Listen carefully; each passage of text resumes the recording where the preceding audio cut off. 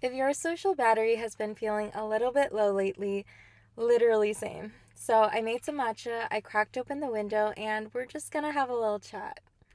So I've been feeling pretty drained this whole entire month, and I love and adore my friends to death, but even responding to their texts has been feeling a little bit daunting lately, as if I'm like trying to pull my weight in a group project, and yet I'm that kid that doesn't do crap. And it's not because I'm busy or I'm swamped with work or anything, because I have no life, but it's simply because my last two brain cells are fighting for its life, trying to process what everyone is saying and then have to formulate a response that's interesting and relatable and on topic. But I finally convinced myself to go outside and touch some grass. So I spent a day with a friend at a coffee shop, and honestly, it was the most grounding thing I can do all month because we were surrounded by people. We had the iconic background noise of clinking glasses, ice swirling around in cups, people talking in the background, that one guy who's always aggressively typing away in the corner. But no one was really paying attention to each other. And that's when this quote that I saw online a while ago really came back to me.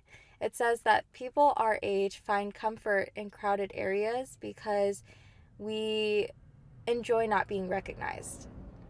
And when I tell you that the first time I saw that, it hit me like a semi truck going 100 miles per hour. Because, like, yeah, there's something oddly nice about walking down a packed city or a busy street knowing that absolutely no one knows your name. But if you tripped, someone might ask you if you're okay, or they might help you up. And honestly, that's the type of energy that I've been craving lately.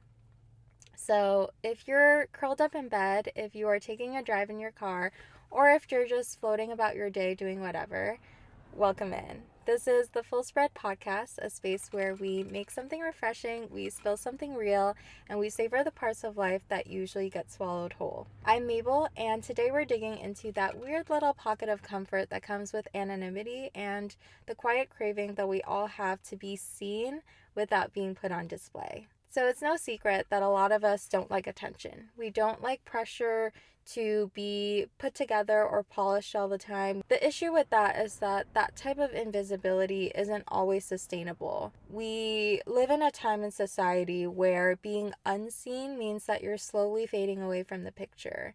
We're always told to establish our presence, like you got to stand out to land the job. You have to be memorable to make friends. You have to branch out and network in order to build your career. You have to be the main character of your life, or at least act like it if you want to be happy. And it's honestly so exhausting because being visible all the time doesn't necessarily mean that you feel understood. You feel like you have to earn your place in every single room that you walk into, not with like who you are as a person, but with a version of yourself that you hope people might find digestible. And people always tell us to be real or be yourself, but that's not what it really means now, is it? It means that, yes, don't lie about who you aren't, but at the same time, only show the good sides of who you are. And when that realness becomes too raw or inconvenient for people, they start to scroll right past you. And so you learn to polish your edges a little bit. You hold back your laughter, you choose your words carefully, you watch your reflections more than your intentions, and at the end of the day of performing, you just want to curl up in bed and sink into our own solitude where we feel unjudged, unobserved, and undemanded. And I think that's why it's so difficult to push yourself to go out after a long day of work, or why it feels so impossible to meet new friends. It's not because we're tired, it's because we're overexposed. Because we're tired of having to over explain ourselves to people who end up not understanding us, anyways. And it's not that we want to disappear. We want to see old friends, we want to meet new ones, but it just seems so impossible when energy wise we're so drained. And the way that I see it is emotional safety isn't about hiding, it's about resting. And sometimes being in a space where no one knows you, no one demands anything of you, feels safer than being in a room with people who think they know you but still don't get you. And I think that's why crowds feel nice for us, Because even when we're tucked into our own quiet little corner, a small stubborn part deep down inside of us still wants to be noticed. And not in like a loud center of the room, hey, look at me type of way, just like a quiet hand on the shoulder, hey, I see you type of way. It's a very fine line between attention versus acknowledgement. The tension between wanting space and yet still craving that connection without always having to present a resume of your personality beforehand. And that tension is reflected in the decisions that we make every single day. Like choosing to sit in the back seat of a place but still leaving your headphones out in case someone compliments your perfume and you get to share that brief moment of connection.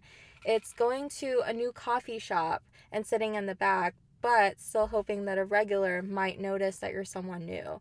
Not walk over and acknowledge you, but just to simply notice that. If I had to name it, I think I'd call it like a low stakes existence where no one expects anything of you except for just your presence. And I don't think that's a contradiction. I think it's just part of being human. We're tired and vulnerable and hopeful all at once. And beyond that, we don't just want to be noticed, we want to be seen. Like, imagine going on a date and having to answer 20 back to back to back to questions about how your childhood was, what's your favorite color, how many siblings do you have, as if you're like auditioning for connection almost. Versus not being asked what you're listening to, but having someone notice that you have your playlist on loop for days and knowing exactly what that means about your mood. Not being interrogated about how your past weekend was, but seeing a book in your bag and knowing, oh, that's where her head has been lately. There is this certain level of intimacy that comes from being understood without constantly having to translate yourself. Sitting next to someone in complete total silence, and yet you feel more understood than 1,000 loud, over explained conversations. And I think in a world where everything is always so loud, like, why are you quiet? Why have you changed? Why do you feel that way? We're truly craving that quiet acknowledgement. The irony in all this is that strangers often feel safer than people who have known you forever. There are parts of my life that don't perfectly fit into Instagram captions or family dinners, and not because I'm ashamed of who I am or what I'm doing, but simply because I'm still growing as a person. And I don't trust every single person, every single room to hold that type of fragility without bruising it.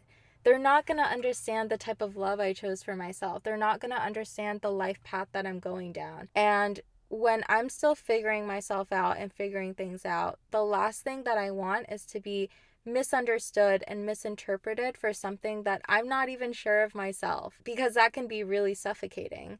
And I just want to simply feel it without having to justify it. And it's not that the people close to you don't love you or don't care about you, but simply because they love a version of you that doesn't exist anymore, but still lingers in their expectations. And so we go to places where we're just another face, because strangers aren't going to ask why you're quiet today. They're not going to compare you to a version that they saw last week. And I think that's the type of freedom that we're really craving, because in that moment we can finally breathe and be ourselves. And yes, it is heavy to carry those things silently alone. But every so often someone says something or a friend sends you a quote that hits too close. And in that moment you just feel seen and understood. And I think that's what recognition is. Not having to be known by everyone, but just feeling understood by someone. I've been thinking a lot about what I said in my last episode about how easy it is to make surface level friendships and how you can still feel disconnected despite being surrounded by people. And I think part of that comes from always feeling like you have to be on. And you have to show the most healed version of yourself in order to be accepted, and the type of friendships where if you let that mask slip just once, then you notice people start to slowly back away.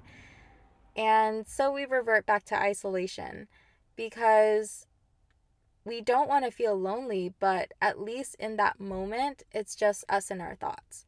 Like, there are nights where I just go out for a drive to somewhere quiet. I park with the windows open slightly, just enough to feel the air shift, And in those moments, I just feel like myself again because I can bring my whole self to the table without worrying about how she's being perceived. And yes, those small moments of isolation is important for clarity, but the only thing is what happens after that moment of clarity. Like, you finally are in a place where you understand yourself and you know what you're looking for, but you're met with a different type of issue where you know who you are, but you can't find the connection that can honor that. And so we still wander back into the crowd, not to feel overexposed again, but to feel seen. But crowds aren't always peaceful and kind. Sometimes they can make the loneliness even louder, like seeing couples hold hands in line when you're single, or seeing friends share fries over laughter when you're eating alone. And that's when the loneliness really creeps in, because being in a crowd isn't the same thing as feeling known. And you feel as though you're not physically alone, but you're emotionally missed. Just like having friends cherry pick certain sides of you that they want to see or be around. And so we either revert back to isolation or settle for surface level friendships again. And it's a toxic, never ending cycle. Someone commented on my last video about how to make genuine friends without rushing things or sinking back into surface level friendships. And I've been thinking about that a lot too. First, we have to define what genuine really means. And you can look back at my last video for telltale signs on how someone is a good friend or a bad friend. But just because they're a good person on paper, like they're kind and they're well-meaning and they're your ride or die, it doesn't mean that you'll instantly feel the connection. Because just like in dating, it's not about your credentials on paper, it's about the chemistry. And it's not a reflection of who you are or who that person is. It's just about how your personalities connect with each other and how their presence sits in your life. You're not just craving any connection. You're craving the type of connection where you don't have to over explain yourselves in the first 5 minutes, where you can just sit next to someone in total silence and you still feel understood, where you can just show up as your whole self and that's it. You don't need to be anyone. You don't have to explain anything about yourself. That low stakes belonging is rare, but it's what makes stepping out after a long day of work or school a little bit less daunting. So it's worth it just to wait and not to settle. So if the last video was all about recognizing emptiness in forced connection and why we reach for that in the first place, then this episode is all about understanding what we're searching for instead. Not complete isolation, not crowds that sometimes make the loneliness feel louder, and definitely not friendships that only see your highlight reel, but something in between, something a little bit more real and raw. And maybe next time you walk into a room, you'll bring your whole self instead of just your best sides. Because I don't think we're trying to all be stars in the sky. I think we're just trying to be the light in someone's window. And I think that's where I'll leave you for today. Think of this less as like a conclusion on a topic and more of a continuation. We're just layering flavors in a slow cooked dish. We're not finished, we're just letting things simmer. So I'll see you in the next video. Bye, loves.